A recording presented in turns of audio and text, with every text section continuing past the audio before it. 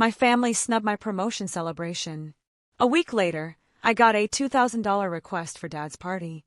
I sent a single penny and blocked them all. Okay, buckle up, because this isn't just a story about a bad day, or even a bad week. This is about the moment I realized my entire life had been a lie, built on the backs of people I thought were family, and what happened when I finally decided to burn it all down. What would you do if the people you loved most didn't just ignore your biggest triumph, but then turned around and tried to financially destroy you? So, there I was, 31 years old, finally getting the promotion I'd worked myself to the bone for. Senior Director of Operations. A massive income increase. Real decision-making power. A corner office with actual windows that didn't stare at another brick wall. I mean, the whole damn package. I felt like I'd finally made it. The announcement happened at an all-hands meeting with the CEO himself, who shook my hand in front of 200 employees. Strangers were congratulating me. I got free lunch, my picture in the business newsletter, the works. I texted my folks a quick big news message, expecting calls, maybe even a teary voicemail. But nothing. Not a single call back. Whatever, I told myself, they're probably busy, right? They weren't busy. My supervisor, Yen, pulled me aside later. He looked me dead in the eye and said, "Luca, you earned this. Never let anyone make you feel guilty about your accomplishment." Little did he know how prophetic those words would be. I wanted to celebrate, properly. Not some fake corporate happy hour where everyone's pretending to be thrilled while scrolling through Instagram. I wanted something genuine, with the people who supposedly cared. I booked a private room at Vincenzo's, this incredible Italian place downtown, perfect for about 15 people. Dropped a €350 deposit, ordered appetizers, and good non-alcoholic drinks. 2 weeks out, I sent invites to everyone. My older sister Elena, younger brother Nico, my mentor Sebastian, some coworkers, and 3 college friends I still kept in touch with.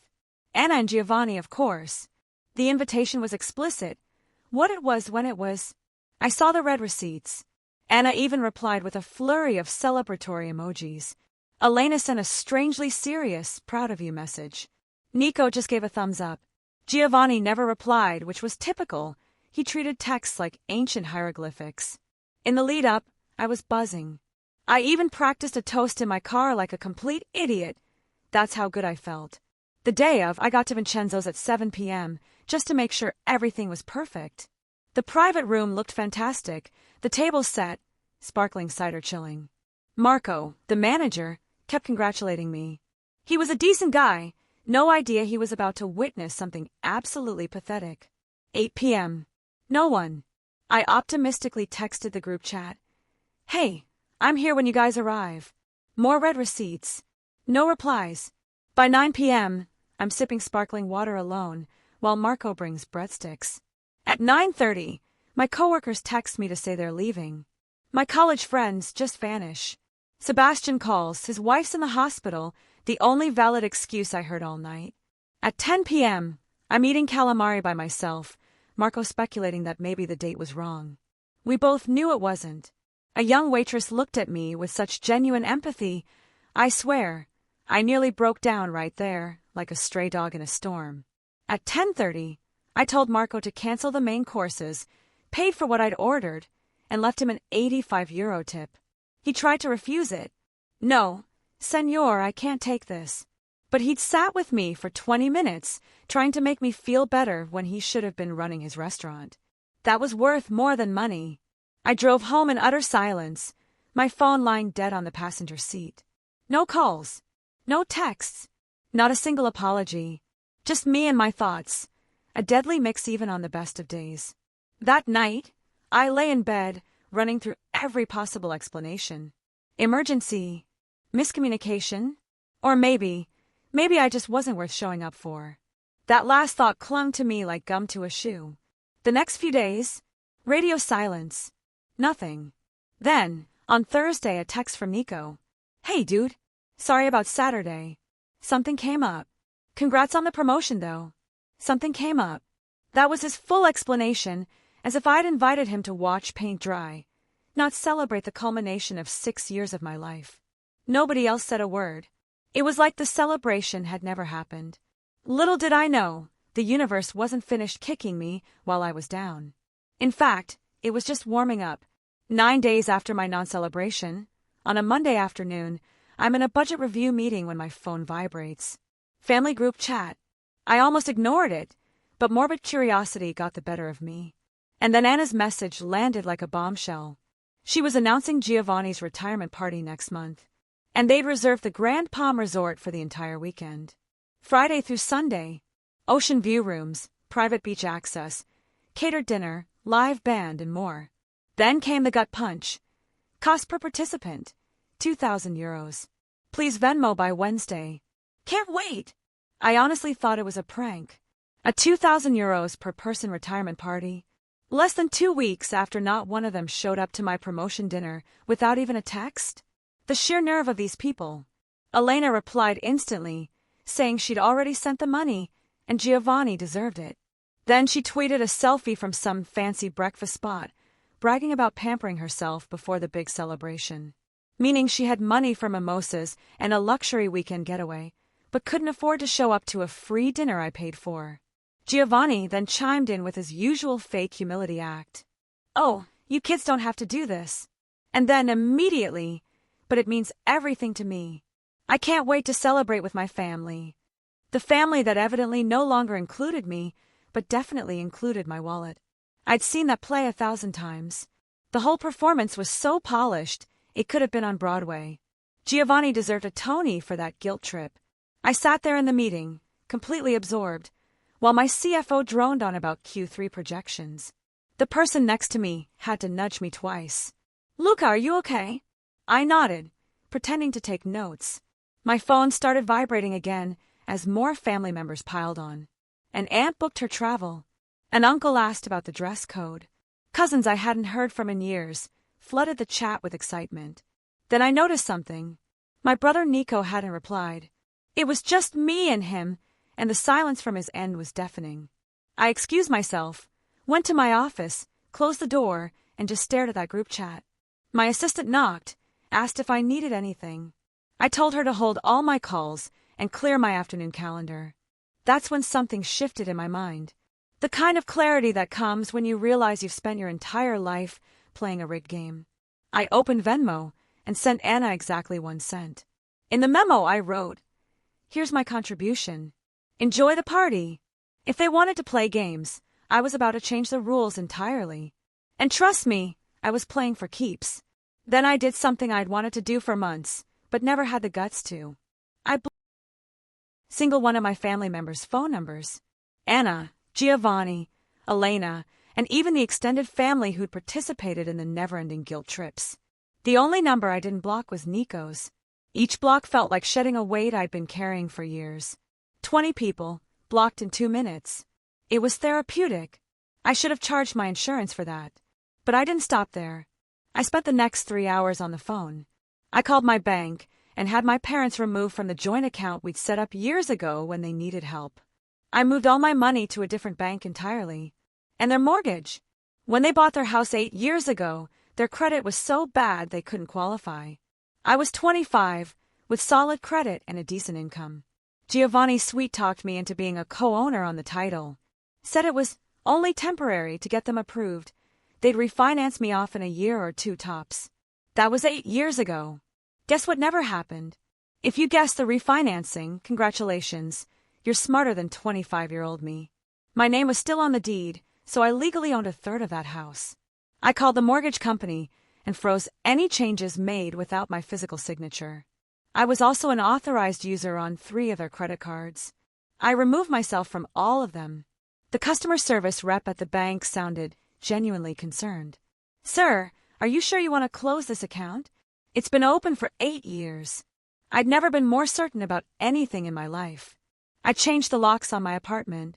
I updated every single password I had, set up 2-factor authentication on everything, and built a wall around my entire financial life. My security questions changed from mother's maiden name and first pet to randomly generated answers saved in a password manager. They could no longer use social engineering to get into anything. It felt fantastic. I went home that night feeling lighter than I had in ages. Made myself dinner, watched a movie, and slept like a baby. For just 1 day, life was tranquil. Then my family figured out what I'd done. That one day of blissful silence.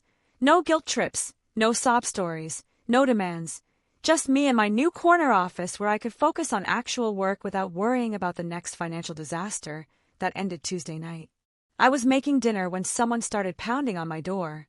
Not knocking, banging, like they were trying to break it down. Like the cops were serving a warrant.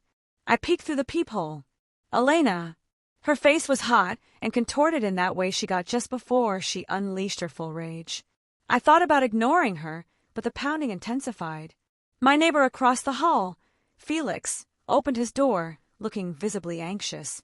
I waved as if everything was fine, even though it clearly wasn't. I opened the door with the chain lock engaged. "What?" I asked. She looked like she was about to have an aneurysm. Steam was practically pouring from her ears. "You sent Anna one sent like some kind of jerk joke, then blocked everyone. What is your problem?" "I don't have a problem," I replied, my voice steady. "I just stopped being your problem solver. You're being a child. This is Giovanni's retirement. He's worked his entire life and deserves to celebrate. And you're making it all about yourself." That made me actually laugh. Making it about myself?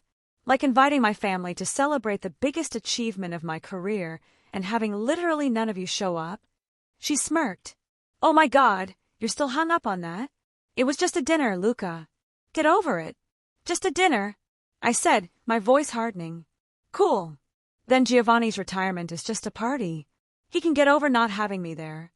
"Oh, that's completely different," she shrieked. "How?" "Because Giovanni actually matters. Because he's our father, and he sacrificed everything for us, and the least you could do is show up and help pay for one party." She was screaming now, definitely waking up my neighbors. Felix next door was probably enjoying this more than his evening television. But no, you have to be selfish and make everything about you and your stupid feelings. I started to close the door. "We're done here." She slammed her foot against the threshold. The woman was wearing heels, which must have been uncomfortable.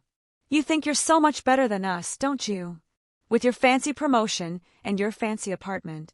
You're still the same scrawny kid who needed Giovanni to bail him out. Giovanni hasn't bailed me out of anything since I was 19. I shot back, my patience gone. "I've bailed him out 17 times in the last 5 years. I counted. And that's what family does, right? Well, I'm not your ATM anymore, Elena. Figure it out." I slammed the door, so hard she had to move her foot or lose toes. She stood outside yelling for another 2 minutes before storming off. I heard her kick my door on her way out, which was incredibly mature. I ate my subpar pasta, listening to her car peel out of the parking lot like she was auditioning for Fast and Furious. My neighbor Felix knocked 20 minutes later. "Retired cop. Solid dude. Everything okay?" "Heard some shouting." "Yeah, family drama. Nothing dangerous." He gave a firm nod. "Family's the worst sometimes. They know exactly which buttons to push. You need anything? I'm in 3B. Thanks, Felix." I suddenly remembered something. "Hey, congratulations on your promotion. Saw it in the building newsletter." At least one person, a guy I barely knew, had been more encouraging than my own biological family. Let that sink in. My phone started buzzing with new numbers. I knew they were using other people's phones. I let everything go to voicemail. 3 more calls. Ignored. 3 more voicemails.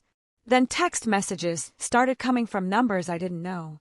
My mother sent messages questioning how I could do this to them. Messages claiming I was pulling the family apart for money. My father was devastated and believed he had failed as a dad. I blocked each number as it came through. It was like playing whack-a-mole, except the moles were my relatives trying to guilt-trip me into supporting their lifestyle. High score. 20 blocked numbers in one evening. Then my phone rang. Nico's number, which I hadn't blocked. I answered. "Hey, man," he murmured quietly. "You okay?" I asked. "Yeah. You?" "They're losing their minds over here," he said. "Anna's crying. Giovanni's rage pacing. Elena keeps screaming about what an ungrateful jerk you are. And I told them they brought it on themselves. You've been bankrolling their lives for years, and they couldn't even show up to your dinner." A moment of silence followed. "How did that go over?" "Giovanni told me to leave if I was going to defend you. So right now, I'm texting you from Denny's while eating horrible pancakes. I actually laughed. Sorry, man. Don't be, he said. Needed to happen anyway. Listen, I don't know what your plan is, but whatever it is, I'm not going to try to talk you out of it. You've taken enough garbage from them. Thanks, brother. Yeah. Also, heads up. Anna tried to use your information to access the joint account. What? Yeah. The bank called and informed her access had been suspended. She's planning something. I don't know what, but she had that look. What look? It's the expression she gives when she's going to do something outrageous and manipulative. Remember when she showed up at your work? I did. For years ago, I declined to give them money for a vacation. She'd arrived at my office building, crying, telling everyone who would listen that I'd abandoned my family. I was so ashamed, I wrote her a check just so she would leave. Peak manipulation. Yeah, I said. I remember. Just watch your back, man, Nico warned. They're desperate, and desperate people do stupid stuff. He wasn't wrong. 2 hours later, another knock on my door. This time, 2 cops. Because apparently, when your family can't guilt you into submission, they call the police. The cops, at least, apologized. The taller one said they'd received a wellness check request. Family members stated I was absent, not responding to anyone, potentially in danger, or experiencing a mental health crisis. I almost laughed, but I managed to hold it together. Officers, I'm clearly fine. I just blocked my family because they've been financially exploiting me for years. They exchanged a look that indicated they'd heard this narrative before. The shorter cop inquired if I was making this decision of my own free will, not under duress, and without any psychological breaks. I confirmed all of the above. They asked to see my ID and answer some basic questions about my mental state, as is customary for a wellness check. The taller one walked through my flat with me, noting all my work trophies on the wall and a recent promotion plaque mounted on my desk. Congrats on the promotion, he remarked. Thanks. That's actually what started this whole thing. How so? I gave them a short explanation. Invited family to celebrate. Nobody showed. Week later, they demanded money for another party. I cut them off. They're retaliating. Their eyes met. They grasped it really quickly after that. They assured me I was secure and asked if I wanted to submit a report on the bogus wellness check. I declined, but stated if they continued to harass me, I would seek a restraining order. They nodded and departed. That night, I installed security cameras, one on my front entrance, one in the parking lot. We also added a video doorbell. The cameras cost €350 and send notifications directly to my phone.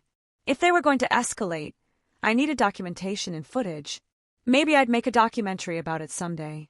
The next morning, I woke up to 17 missed calls and 43 texts from unfamiliar numbers.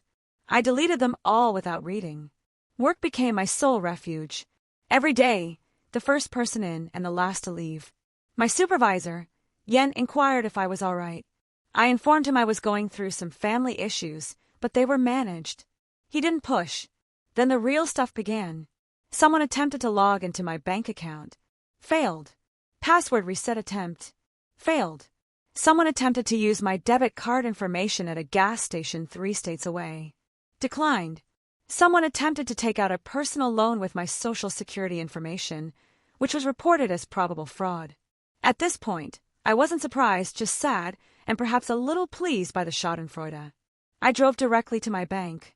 Lucia, the manager, raised her eyes when she pulled up my account. Mr. Luca, someone's been very busy trying to access your finances today. We've blocked everything, but you need to freeze your credit immediately. Can you tell where the attempts came from? She browsed a few screens.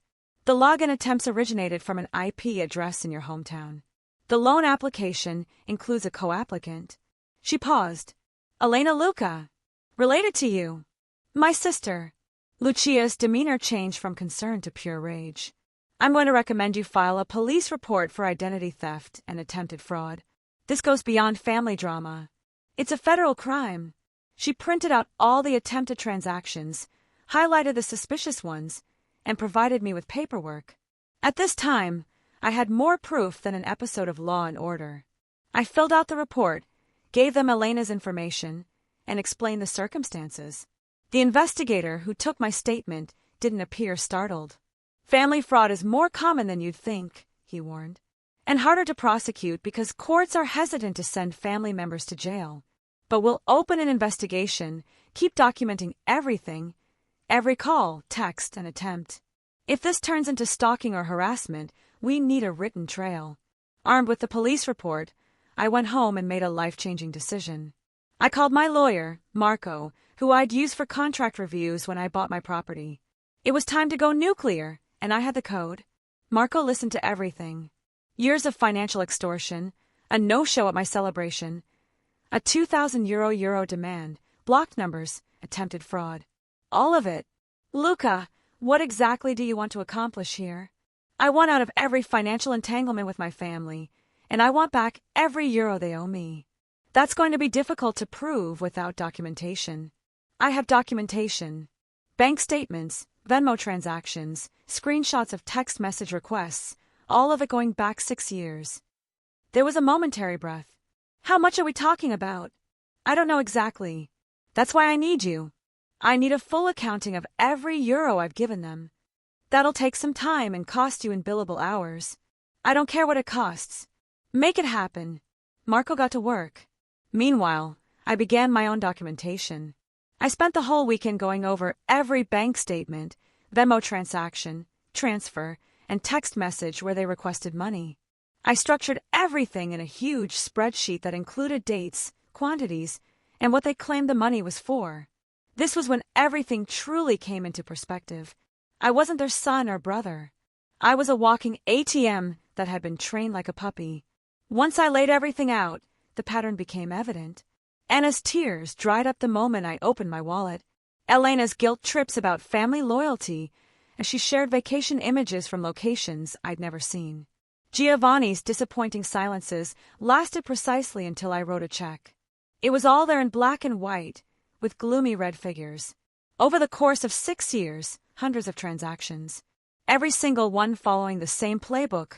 Crisis, guilt, money, silence, wash, and repeat until your bank account resembled a crime scene. I counted everything up. Mortgage payments, Giovanni's truck loan, Elena's wedding, all became my financial responsibilities. Anna's emergency medical expenditures, which turned out to be for cosmetic surgery because Botox is evidently considered a family emergency. Nico's state college tuition was the only thing I didn't regret. I paid off their credit card debt. Car repairs, bail money, court bills, vacation deposits, you name it. Total, €320,000. I sat there staring at the number until my eyesight clouded. That was a house. That represented retirement savings. That was my entire life savings gone because I was too terrified to say no, and too ignorant to recognize the pattern. I called Marco right after I finished. I've got a number. How bad? €320,000. Silence on the other end. Jesus, Luca! Yeah. All right. Email me everything. I'll verify it, and we'll figure out our next move. He double-checked the numbers. He called me one evening that week. Luca, I've gone through everything. Your total documented losses are €320,000. That's verifiable, provable, and frankly stunning. But here's the thing. Most of these were presented as gifts, not loans. You're going to have a hard time getting a court to order repayment. What if they were coerced? If I can show a pattern of manipulation and guilt trips? That's trickier but possible, especially with the attempted fraud now on record. Shows intent to continue exploiting you. Marco paused. There's another alternative. You're a co-owner of their mortgage, right? Your name appears on the title. Yeah, it's been for 8 years. You could force a partition sale. They'd have to buy out your portion or sell the property entirely. The concept took root instantly. Beautiful. How fast can we make that happen? I can file the paperwork tomorrow. But Luca, this is nuclear. Once you pull this trigger, there's no going back. Your relationship with your parents is over. Our relationship ended long ago, I said, my voice steady. All right then. I'll draft the partition action. But I didn't stop there. If you're going to burn a bridge, you might as well make it spectacular. I remember the retirement party demand, the €2,000 they demanded from me for a celebration to honor a man who couldn't even attend my supper. I had Marco create a separate email for legal correspondence and send it to the entire family. Subject: Invoice for outstanding debts. Payment is required. Body: Attached. Please find a detailed accounting of all financial support provided to the Luca family from 2018 to 2024, totaling €320,000. Payment in full is expected within 90 days. Failure to pay will result in legal action, including but not limited to forced sale of property, wage garnishment, and liens on all vehicles and assets. This is not a negotiation. I attached the 47-page spreadsheet, which highlighted and categorized every transaction, color-coded by family members. It also included a chart demonstrating the escalation of requests over time. Sent it at 7 a.m. on a Monday morning. Marco said it would hit them like a bomb. It turns out he was underselling it. Giovanni made the initial call. I didn't respond, but he left a voicemail with only heavy breathing. "You have lost your dang mind." Click. Elena texted from a new number. "You're trying to destroy us over what? Your hurt feelings. You're such a pathetic a-hole." Anna's voicemail was different. Full performance, including crying and screaming. "Luca, baby, please. We can talk about this. You can't really mean this. We're your family. Please call me back." I had heard this performance several times before. It generally ended with me opening my wallet. Not this time. I did not respond to any of them. Let them panic. Let them know I was serious. They were going to use every manipulative trick they knew. I wouldn't participate. The papers for the forced sale went through. My parents had 60 days to either buy me out for fair market value or put the house on the market. Marco believed my half was worth approximately €150,000. They'd have to come up with it in cash or sell. They didn't have that much cash. Shocking, I know. They attempted to refinance and buy me out. The bank turned them down since their credit had been wrecked and their debt-to-income ratio was ludicrous. It turns out that living over one's means for decades has consequences. They applied for a personal loan but were denied. They tried to remortgage with a predatory lender. I also banned it, since as a co-owner, I was required to approve any changes. Their only alternative was to sell, and they were very furious about it. The house went on the market 3 weeks later. They priced it too high out of anger, hoping to avoid selling. It sat for 2 weeks with no offers since no one wants to pay too much for a 3-bedroom home in the suburbs. Marco had his realtor notify them that they needed to lower the price or risk a court-ordered auction, which would result in even lower profits. They lowered the price and received an offer within days that was lower than their asking amount but acceptable. The closing date was established for 45 days out. I received updates from Marco, as well as Nico, who had been keeping me updated while I was sleeping at a friend's house, attempting to avoid the turmoil. Every Thursday we'd meet in a sports bar, and he'd tell me what was going on.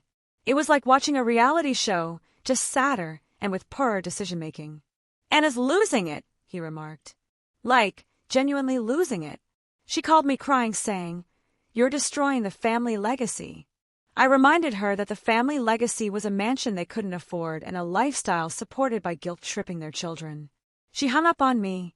"How's Giovanni?" I asked. "Silent. He just sits in his recliner staring at the wall. It's actually kind of scary. Victoria tried to get him to do something, file a countersuit or something, but he won't even respond to her. And Victoria, oh, she's on a rampage, tried to start a GoFundMe, claiming you'd stolen from the family and left them homeless. I reported it, and it got taken down. Now she's calling every relative we have, spinning some story about how you've always been jealous of them, and this is your revenge for being the less successful child." I was laughing when I heard that. I am literally the only one with a career. Yeah, nobody is buying her version. Aunt Sophie advised her to get a job. Uncle Victor claimed he warned Giovanni years ago about bleeding you dry. The extended family is mostly on your side, or at least neutral. Nico went silent for a second. Anna tried to get me to speak with you. Said I was the only one you might listen to. She wanted me to convince you to abandon the lawsuit. What did you tell her? I asked. I told her she had 6 years to treat you like a family member, not a bank account. The ship has sailed. That's why I adore Nico. Meanwhile, the cars began to disappear. Giovanni's truck appeared on Facebook Marketplace. Anna took her SUV to a used car store. Elena's expensive car, which I helped her lease, was repossessed when she stopped making payments. She shared a sob story on Facebook, alleging financial trouble. 3 individuals tagged me in the comments and asked if I knew about it. I did not respond. Let them ponder. Elena attempted one more angle. She showed up at my workplace building. Security contacted me from the lobby. Mr. Luca, there's an Elena Luca here demanding to see you. Says she's your sister. Tell her I'm not available and she's not authorized to be on company property. She's causing a scene, sir. Then call the police and have her escorted off the premises. That is what they did. I observed from my office window as 2 cops led her to her car. She screamed the entire way. Yen also witnessed it. Friend of yours? He inquired dryly. Sister. Family.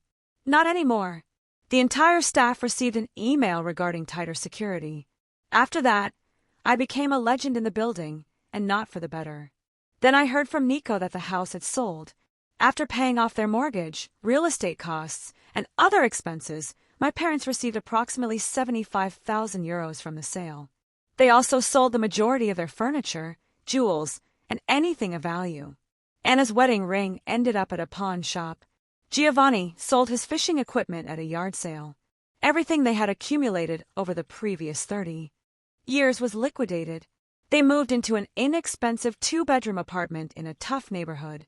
Nico emailed me photos. Bare walls, mismatched Goodwill furniture, a small kitchen. He didn't say it outright, but the implication was evident. This is what their life is like without you. Elena moved in with her boyfriend, who was clearly unhappy about it based on the screams Nico heard through the walls when he went to pick up his belongings. It turns out that nobody likes a broke, entitled houseguest with a victim complex. They were able to get 75,000 euros in total by selling their house and liquidating their belongings. They sent it via wire transfer and included a note from Giovanni. This is all we have. I hope you're proud of yourself. I was, but I also knew it wasn't anywhere close to the 320,000 euros they owed me. Marco wrote another letter. They had several options, including a payment plan, wage garnishment, and more assets to liquidate, but I had made my point. Marco cautioned me that pursuing the whole sum would require years of litigation and may not be worth the stress. Sometimes, he observed, the real win is getting your life back, not having every euro. He was correct. I'd removed my name off their mortgage, reclaimed some money, and created a wall around my future. That was sufficient. Or, so I thought, because life had one more surprise in store for me. For months after everything had gone down, I was settling into my new normal. Work was excellent. I was exceeding my goals, receiving praise from senior management, and truly enjoying my profession without the constant stress of family. Yen nominated me for a workplace leadership award. Life was good. I had resumed dating, which I had avoided for years due to sheer exhaustion. I met a woman named Isabella at the gym. She was unaware of my family's drama, which I preferred. A new beginning with a clean slate. I even joined a recreational soccer league, which seemed silly, but was a lot of fun. A team of men in their 30s, thinking they were not too old to slide tackle. We'd grab beers after games and speak about work and life. Life was good. Quiet, but excellent. Then, one Tuesday evening, I was at my usual coffee shop, catching up on emails, when someone slid into the seat across from mine. Nico. He looked different, perhaps cleaner, or simply less worried. He had a new haircut, shed some weight, and sat down with a cup of coffee without saying anything. Thanks, I said, still typing. What's up? I wanted to talk to you away from everyone else. I closed my laptop and gave him my undivided attention. Everything okay? Yeah, actually, I got into grad school. Full scholarship, engineering program at University of Washington. I'm moving to Seattle in 2 weeks. Nico, that's incredible. Congratulations, man. Thanks. I couldn't have done it without your help. The tuition money you gave me for undergrad, that was the only reason I could even apply. I didn't have to work 3 jobs like everyone else. I could focus on grades, research, and actually being a good student. He waved me away. You earned it. You actually went to class and graduated. That was all you. Nonetheless, I wanted you to know that I appreciated it. And I wanted to apologize. For what? For not standing up for you sooner. for letting them treat you like that for years. I witnessed it happen, but didn't say anything because it benefited me as well. That was cowardly. I had not expected that. I didn't know what to say, so I simply nodded. I also wanted to tell you what has been going on, he continued. Anna and Giovanni are not doing well. Giovanni works in a warehouse doing night shifts. Anna works half-time in a supermarket shop. They barely make enough money to pay their rent. Elena is still living with her lover, but things are going apart. She started calling and asking for money. What did you tell her? I asked. I told her I'm a broke grad student and she should get a job. She called me ungrateful. I blocked her phone number. He smiled slightly. Learned that from you. Good for you. I grinned back. Here's the thing, though. I'm not saying this to make you feel bad. I'm telling you because I want you to know that they're facing real consequences for the first time in their lives. And maybe, just maybe, that may change things. Probably not, I said. Yeah, probably not. But I also wanted to tell you that Giovanni asked about you last week. What did he say? He asked if you were doing okay. I said you seemed happy, and then he just nodded and went quiet. Nico paused. Then he said, I failed that kid. He walked away. I wasn't sure what to do with that information. Anyway, Nico stood up and said, I'm leaving for Seattle in 2 weeks, as I previously stated, but I was hoping we might stay in touch and catch dinner when I return to town. I know I'm part of the family who screwed you over, and I understand if you don't want anything to do with any of us, including myself, but I'm asking nonetheless. Yeah, I replied. I'd like that, Nico. Text me when you get settled out there. Maybe I'll come visit, too. Check out Seattle. I'd like that. He paused, then extended his hand. I shook it, and he drew me into a brief hug. It was awkward but sincere. For what it's worth, he remarked as he left, I'm proud of you. What you did required courage. I'm trying to learn from that. After he departed, I sat there for a while, nursing my coffee and reflecting on all that had transpired. 6 months ago, I was locked in a loop of shame and responsibility, losing money to people who regarded me as a resource rather than a person. I was so desperate for their acceptance that I almost went bankrupt attempting to buy it. Now I had my life back. I had a career I was proud of, money in my savings account, and future ambitions that did not include bailing out anyone. I'd lost my parents and sister, but I'd lost them years before. I'd simply been too terrified to admit it. But I, too, had gained something.